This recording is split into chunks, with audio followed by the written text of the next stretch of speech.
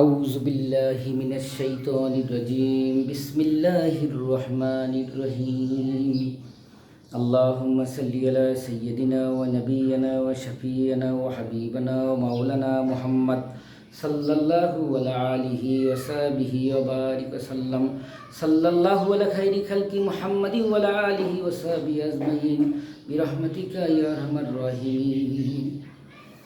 আসসালামু আলাইকুম ওয়া রাহমাতুল্লাহি ওয়া বারাকাতুহু। ডিয়ার ভিউয়ার্স, যারা আমার চ্যানেলে নতুন আছেন, আমি আল্লাহ এবং নবীর কথা বলি, যদি সেটা শুনতে ভালো লাগে পাশে থাকবেন এবং অবশ্যই চ্যানেলটি সাবস্ক্রাইব করবেন। আজকে একটি কথা বলবো, ভুল ত্রুটি হইলে ক্ষমা সুন্দর দৃষ্টিতে দেখবেন। সূরা নাস সম্পর্কে আমার ক্ষুদ্র জ্ঞানে, অল্প জ্ঞানে, কারণ কোরআনুল কারীম জ্ঞানের মহাসাগর। আর 100 বছর যদি এই পৃথিবীতে গবেষণা করি কোরআনুল কারীম নিয়ে, ওই মহাসাগর থেকে এক চামচ পানি পরিমাণ জ্ঞান অর্জন করা আমার পক্ষে সম্ভব হবে না। এটা জ্ঞানের মহাসাগর।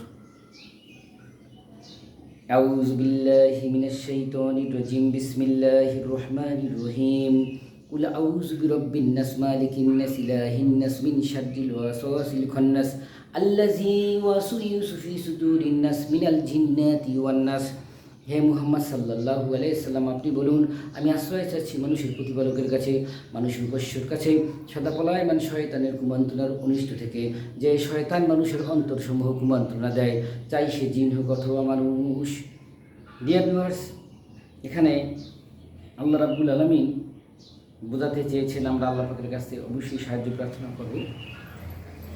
সমস্ত বিশ্ব, সমস্ত সমাজ, দেশ সমাজ, সমস্ত বিশ্ব শয়তান তার চাদর দিয়ে আসন্ন করে রেখেছে, যাতে করে শয়তানি, ফাজলামি, দুর্নীতি, চুরি, ডাকাতি, খুন খারাপি, রাহাজানি, জেনা, ব্যভিচার, সুদ, ঘুষ, দুর্নীতি, শোষণ, জুলুম, দর্শন, নানান প্রকার অন্যায় দুর্নীতি আমরা করি। এই জন্য শয়তান বিভিন্নভাবে ফাঁদ পাইতে রাখছে।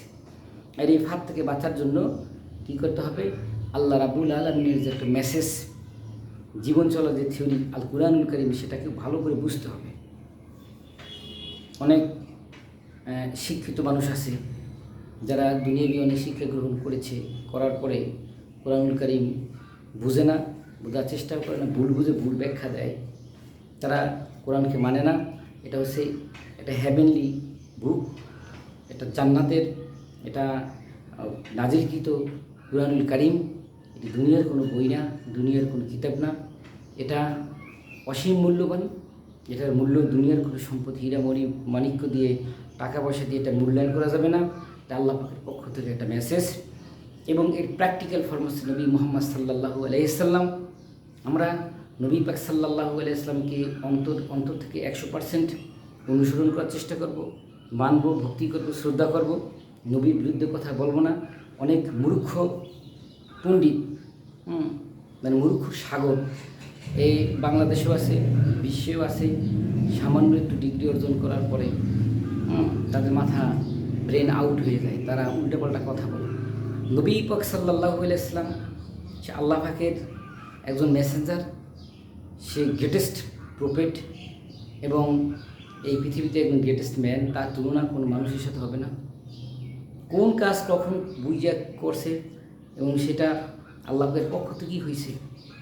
সুতরাং নবী মুহাম্মদ সাল্লাল্লাহু আলাইহি সাল্লামকে যদি আমরা অনুসরণ করি, তাহলে 100% দুনিয়ায় সফল হব এবং পরকালেও সফল হব। তাহলে যে কথাটি আমি আজকে বলতে চাই, যে শয়তান চারিদিকে ফাঁদ পেতে রেখেছে। তো এই শয়তানের আমরা যদি ফাঁদে পা দেই, তাহলে ধ্বংস হয়ে যাব। শয়তানের হাত থেকে বাঁচার জন্য আমাদেরকে নবী মুহাম্মদ সাল্লাল্লাহু আলাইহি ওয়াসাল্লামকে অনুসরণ করতে হবে, এবং কোরআনের যে থিওরি, জীবন বিধান, Islam is the complete code of life, কোরআনকে মানতে হবে, কোরআনকে ভালো করে পড়তে হবে, বুঝতে হবে। যেমন আল্লাহ পাক বলছেন যে আমার কাছে সাহায্য প্রার্থনা করো, কারণ শয়তান মানুষের অন্তরসমূহ কী করে? খোঁচায়, ধোঁকা দেয়। আপনার বাড়ির পাশে 5 তলা হয়েছে, তখন ওই শয়তানে খোঁচাবে যে তুমি অনার্স মাস্টার্স করে তুমি কী করলা, সে তো লেখাপড়া না করে এই সেই করে সে 5 তলা করে ফেলছে। তখন মনের মধ্যে শয়তান খোঁচাবে যে তুমি ঘুষ খাও, এইটা করো ওইটা করো, দুর্নীতি করো, শয়তান এটা খোঁচাবে। অথচ 5 ওয়াক্ত নামাজ পড়লে দুনিয়ায় সৎভাবে জীবনযাপন করলে দুনিয়ায় শান্তি, আর আখেরাতে আমি যদি একবার সুবহানাল্লাহ বলি, আল্লাহ জিনিসটা কবুল করে, একবার সুবহানাল্লাহ বলার দরুন জান্নাতে একটা গাছ হবে, যে গাছটা 70টা ঘোড়ার 350 বছর লাগবে এটা ক্রস করতে, অতিক্রম করতে। তাহলে একবার সুবহানাল্লাহ বলার যে নিয়ামত পুরো পৃথিবী বিক্রি করলে হবে না। সুতরাং এখান থেকে তো বোঝা যায় যে এটা শয়তানের দোকান। সে 5 তলা না করুক, যে 500 তলা করুক, সেটা আমার দেখার বিষয় না। আমার হালাল রিজিক দিয়ে আমি শয়তানের প্ররোচনায় না করে আমি সৎভাবে জীবনযাপন করব। আল্লাহ পাক যে অবস্থায় রাখে আলহামদুলিল্লাহ।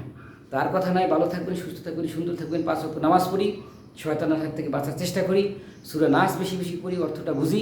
আসসালামু আলাইকুম রহমতুল্লাহ বরকাতুহু।